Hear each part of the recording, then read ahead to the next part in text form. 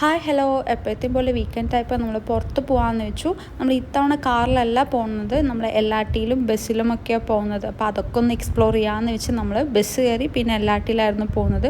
ഉച്ച സമയത്തുകൊണ്ട് വെയിലൊക്കെ കുറഞ്ഞ് ബട്ടുക്കേസിൽ പോകാമെന്ന് വെച്ച് നമ്മൾ ബർജിയ സ്ക്വയർ മോളിൽ കയറിയിട്ടുണ്ടായിരുന്നു. അവിടെ പിന്നെ കുറേ ഫോട്ടോഷൂട്ട് കാര്യമൊക്കെ കഴിഞ്ഞാൽ റോളർ കോസ്റ്ററിൽ കയറി.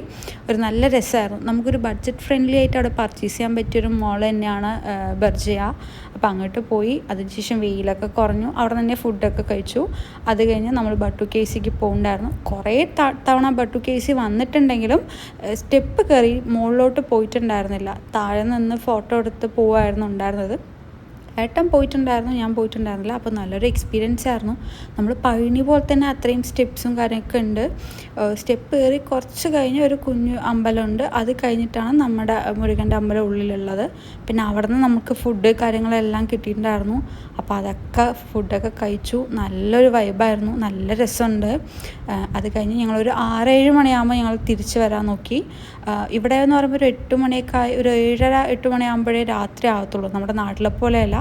അപ്പോൾ അത്രയേ ഉള്ളൂ. ഞങ്ങൾ തിരിച്ച് എല്ലാട്ടിയിലാണ് വന്നിട്ടുണ്ടായിരുന്നത്.